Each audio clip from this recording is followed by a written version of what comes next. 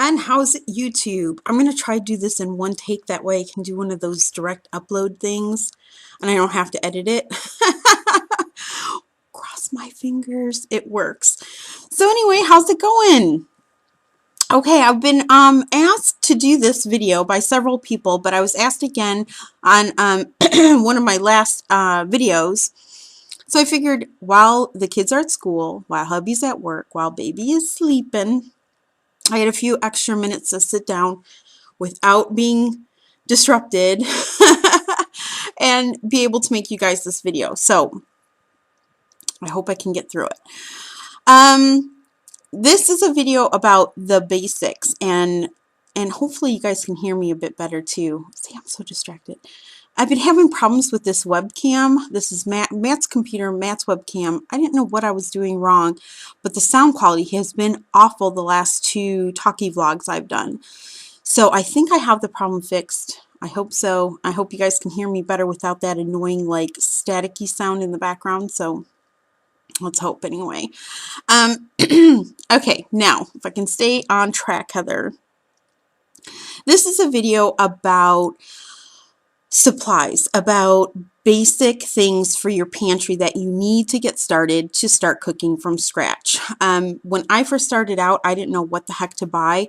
Luckily, my girlfriend Nada, who was just like me a couple of years ago before making the switch to cooking from scratch, for her and her family, she was able to help me so much with my list. So through her, through skimming online, there's also a two brothers, I think they're like the Green Brothers here on YouTube. I watched one of their videos about buying basics for your pantry and I learned a lot from them too. So a whole combination of all of that plus things that I like, things that I needed. I got together a list, and this is my list. This is my original list.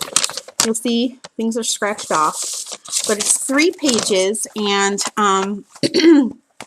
there's many of you out there that are just like me, or were just like me, and didn't know where to start, where to begin, what to buy, what to invest your money in. So I'm going to help you out with that because I've just been through it. So here we go. Now I've been cooking from scratch now almost a month. And there's a few basic things that you're going to need. One is you're going to need mixing bowls. You're going to at least need 2. So invest money in at least 2. And if you can go to a thrift store and buy them used, even better. You're also going to need, sorry, cookie sheets. And you're going to need pizza pans if you want to make pizza, which was a big deal for us. My kids always want pizza night, either on a Friday or Saturday night. You know, their friends are all having pizza nights. And quite frankly, we just couldn't afford it.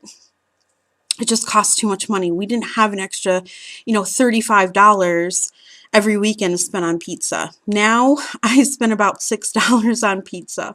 So it's super cheap, super economical, and the quality is so much better. And it's more filling too because you're making the dough yourself. So pizza pans if you want that. You're going to need bread pans. Now, I went to the thrift store and bought my bread pans. My girlfriend told me if you can buy them broken in already, the better. I guess it takes a while to break in cookie sheets and bread pans, those kind of things. So if you can buy them used, even better. So if you can go to a resale store or consignment shop or thrift store or garage sale and pick these items up, the better. It also saves you a lot of money too. These little plastic spoons I picked up, I think they come in a pack of like 4 or 5 at Walmart for 88 cents. So you're going to need some really cheap, inexpensive, easy to use mixing spoons. So I bought those. What else? Oh, for me, I've been having a really hard time with my hearing lately. I have to go see a specialist and all that stuff. So if I set the timer on my oven, most times I don't hear it. So what I did is I got myself a timer. And then I just set the time and then I walk around with this so that I never miss like whatever I have cooking in the oven, or if I'm, rising my bread dough so I don't miss it, I just walk around with the timer. So you might want to invest in a timer. And that's pretty much it for the most part. Oh, you'll need like tea towels or something, like kitchen towels, light kitchen towels. I'm personally using the the Gerber flat cloth diapers. I had a ton of them unused from Mason that we used to use as just like burp rags or whatever. So washed them up really good, and I'm using that now just to lay over my bowls while my dough rises. So I didn't have to spend any money there. So if you don't have anything though, you're going to want to pick something up for that. Although you could use saran wrap. And that's pretty much it. So I'm going to go through my list. Now keep in mind, I bought everything bulk. It's just cheaper. Plus then you have it and you don't run out of it. And, you know, depending on how big your family is, it might last you quite a while. And of course, you're always going to get a better deal if you buy in bulk. Now, I went to GFS to buy all of my things in bulk. GFS stands for Gordon Food Service. You can Google it. Actually, I'll leave a link down in the down bar. I'll try to remember. They don't require a membership. It's open to the public. You do pay slightly higher prices going there. But if you can't afford a membership to Sam's Club or Costco like I couldn't, it's a great way to go. Now, I might just, I just might, you know, break down and go buy a Sam's Club membership just so I can buy more things in bulk. And I'll have to talk to my husband about that. But if you already have a membership, even better. But I bought as much of this stuff in bulk as I could. Now, I will say I'm going on making food from scratch for almost a month now, and I have gone through almost, I would say at this point, probably 30 to 35 pounds of flour. So make sure you're picking up at least 50 pounds of flour. I picked up 50 pounds of sugar, even though I have plenty of sugar. The sugar might actually last me like 4 or 5 months. I bought a 25-pound bag of salt.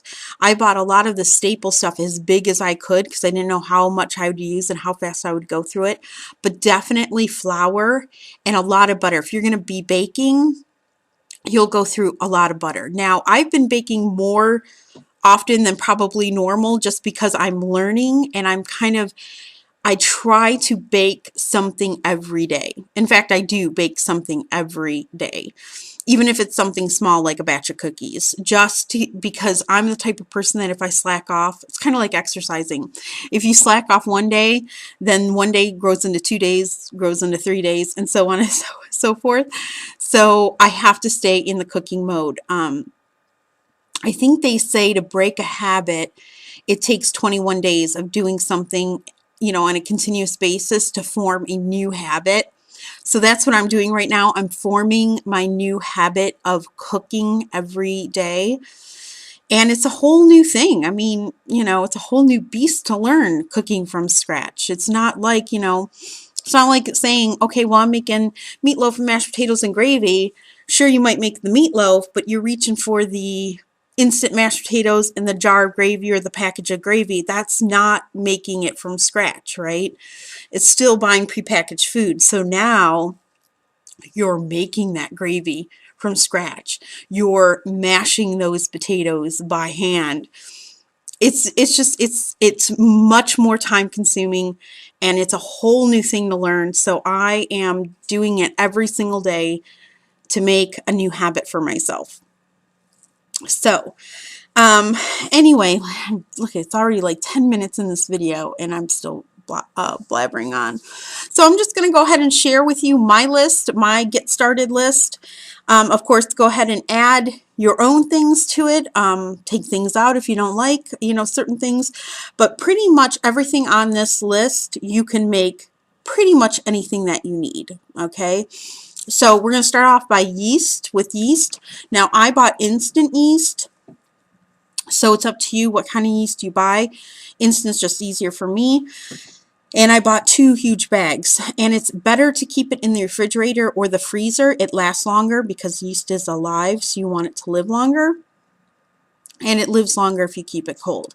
So my bag, my one bag, is in a mason jar in the freezer. So, and then you're going to want, now my list is kind of like my brain. It's all over the place, which drives my husband nuts. I'm not very organized, and I don't plan. I live by the seat of my pants, as many would say. So I just, I just go with the flow. Things change, I just adapt. So I'm not much of a planner. So my list is kind of all over the place. Write it down and then organize it the way you want to. But you'll kind of catch on that as I went and as I thought of things, I wrote them down. Luckily, my girlfriend Nita helped me write most of this. So, okay, so yeast, then I have thyme and rosemary. Thyme, rosemary, and oregano. Those 3 things make up pretty much Italian seasoning. So you can make your own Italian seasoning. You don't have to buy it pre-made. That way, then you can control how much of each of those flavors that you add in. If it's easier for you just to buy Italian seasoning, go ahead and do that. You'll use it quite a bit. Number 10 cans. Those are those huge jumbo cans. Now, I bought number 10 cans of tomato sauce and tomato paste, but I bought like 3 cans of tomato sauce and 1 can of tomato paste. I will tell you just personal preference. I'm liking the tomato paste a lot more than I like the tomato sauce. I like my sauces on the thick side. I like my pizza sauce on the thick side. And it's much easier for me to make homemade pizza sauce or spaghetti sauce starting with tomato paste and then adding water and getting it to the thickness that I like than it is to use tomato sauce and then simmer it down to a thicker consistency.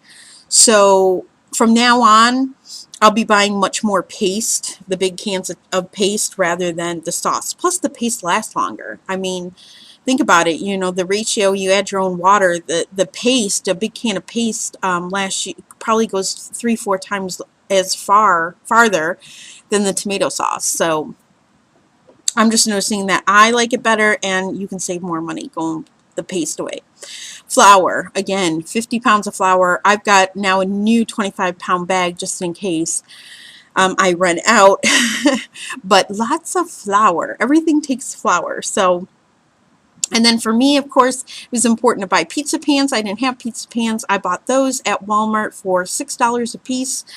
So you're going to want to pick up those, and a rolling pin. If you don't have a rolling pin, again, you don't have to spend a whole lot of money. I bought the cheapie at Walmart for $6. If you can buy it at a resale shop or a thrift store, even better. I know you can get really fancy ones, they can go all the way up to like $40. No thanks. I just need a cheapie wood rolling pin, and it works great. Baking soda and baking powder, you're definitely going to need both of those. Dry milk powder. Now, this is important to have anyway, especially if you're a mom and you've got a baby or you've got little kids around the house, because if you ever lose power, you're going to need to be able to make either a bottle or at least feed the kids milk. So that's just a good prepper thing to have. Just in case of an emergency. It is tricky to find, but you can find it.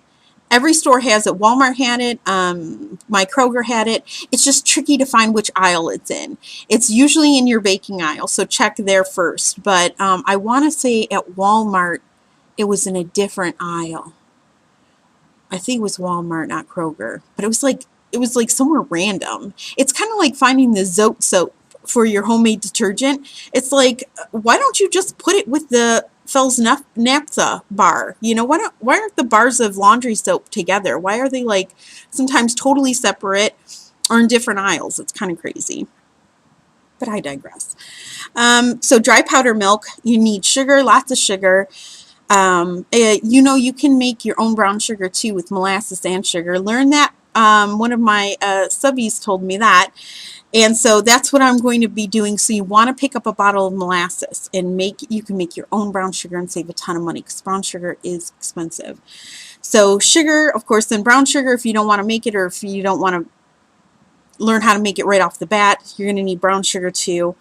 I think I go through more brown sugar than white sugar, to be honest. So salt, butter, eggs, vanilla. You want real vanilla extract. Don't buy the flavored vanilla stuff. You want the real stuff, even though it's kind of pricey. Milk. Of course, if you don't have real milk, you can use the, or the, I don't want to say real milk, but the regular milk. You can use the milk powder. Cinnamon, black pepper, all kinds of spices. I picked up spices I had never tried before. And I heard on that Brothers, the Green, I don't know if it's, I'm probably totally ruining their name. I'm going to try to find their YouTube channel and list it down below. But they basically said every time you go to the store, try to pick up a new spice. And that's how you add to your collection. Just, that way you're not spending a whole lot of money all at one time. And then when you go to the store, just pick a new spice and bring it home and give it a try. And that's how you build your spice collection. So I thought that was a really good idea. Cinnamon, you'll need cinnamon, black pepper, I think I already said that, nutmeg if you don't have nutmeg, cornstarch, cocoa powder, and you don't want to go cheap because whatever you're using, that's what your food's going to taste like. So while you're saving a lot of money, not buying packaged food anymore, you can spend an extra couple dollars on maybe a little better quality or better tasting ingredients. So make sure you pick a good cocoa powder. Bouillon too. I've bought the bouillon cubes and bouillon paste. The paste is much better. So, but it is more expensive. So buy bouillon. I have chicken, beef, and vegetable. I will say I use the chicken way more than the other two combined. So make sure you make it buy enough bouillon because you're going to need that to make homemade gravies and homemade soups. Shortening, like big cans of Crisco. Oatmeal, I'm using steel cut oatmeal right now because containers from when I was breastfeeding because it helps with milk production. So oatmeal, nuts and seeds, olive oil, which I bought by the gallon. Oh, and the baby's up now.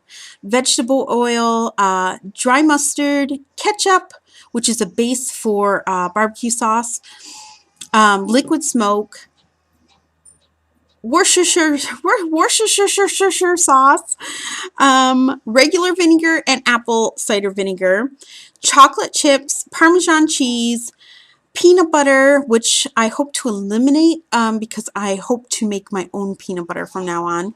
Soy sauce, sour cream, hard cheeses because you want to grate your own. Get a cheese grater if you don't have one. They're $3 at Walmart. Grating your own cheese tastes so much better than buying that prepackaged stuff. Honey, I go through quite a bit of honey. I already gone through a jar. Canning jars, you're going to want canning jars, mason jars, so that when you're making your own mixes and sauces, you have somewhere to store them and put them in. Pumpkin seeds, almond seeds, sesame seeds, peanuts, especially if you're making your own granola bars. Oh my gosh, he's lost. I think he's lost his binky. That's what's happening. And he hears me talking. Cornmeal. Cornmeal's big. We make cornbread here. I also sprinkle it under my pizzas and under my Italian bread. Sage, lemon juice. I always have lemon juice on hand because I cloth diaper and it takes out stains on cloth diapers. Corn syrup, powdered sugar, beans, rice. Buy those in bulk. Maple syrup. Zip bottles. They're plastic bottles that are like a squeeze bottle that you can put your sauces in or your oils in without having to use like the big gallon containers every time you want to pour like a quarter cup of oil, right? Plastic wrap, Reynolds wrap, parchment paper, and wax paper.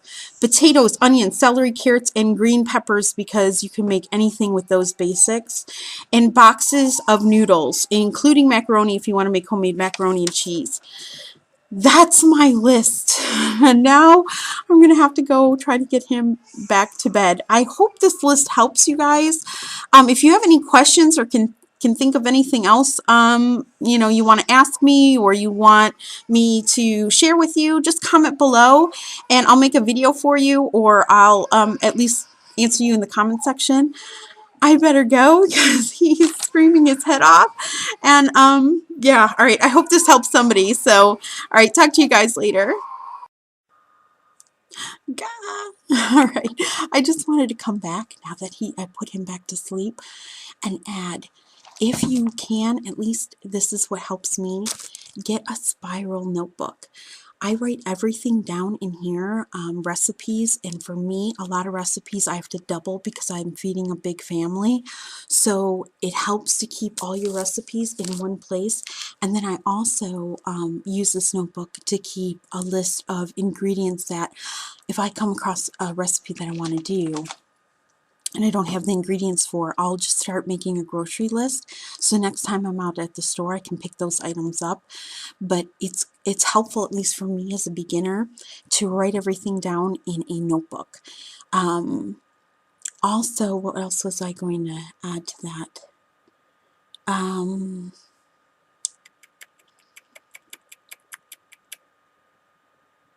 think that's it. If you have, like, I just got a food processor. My husband bought me one for Valentine's Day, and a hand mixer. Look for those things on Craigslist. That's where my husband got mine. You can get some really good deals on there, or look for garage sales, look for thrift stores, retail or resale shops, anything like that. And what else? Oh, I was going to leave you guys a link down below. I found a website that if, say, you're in the middle of doing a recipe and you just looked in the cupboard and you're out of something specific, like I learned how to make sour milk, buttermilk. My cornbread called for buttermilk. Well, I don't have buttermilk. So there's a website. Now, luckily, my girlfriend Nita told me that how I can make it. But I looked online, there's actually a website that has a lot of substitutes listed for you. So I'm going to put that down in the down bar, and that might help you guys out because it's going to help me out. I bookmarked it. So if you don't have buttermilk, you just use a regular cup of milk and you add either a tablespoon of vinegar to it or a tablespoon of lemon juice, and it will sour the milk to make it similar to buttermilk without having to go out and buy buttermilk. So things like that. So I will leave that down there, down at the down bar for you guys, so you guys can bookmark it as well, see if it'll help you out. And I think that's it. Once the baby started crying, my brain just went, again, if you guys have any questions or you want to see a particular video, or you want me to do something specific for you or answer something specific for you, comment down below. I will try my best. Like, you know, again, I'm a newbie too. I'm like a lot of you, all new to this. And like right now, I'm going to go over to Noreen's kitchen. Noreen here on YouTube, and she has a recipe for sandwich bread. So I'm going to give that recipe a try, see how it goes. I have the boys home this weekend. They go through at least 2 loaves of bread on the weekends.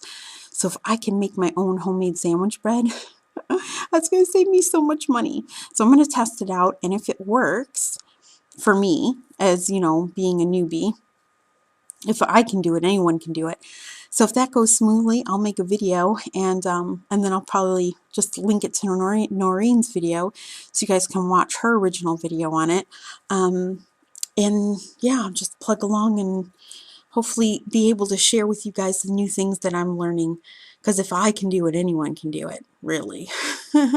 All right, guys, that's it. I'm going to shut this off now, edit this, get this up to you guys, and hopefully be done with that before baby wakes up. And see, I was hoping to be able to upload just one video and not have to edit and just do the direct upload, but it never fails. It never fails. All right, bye guys.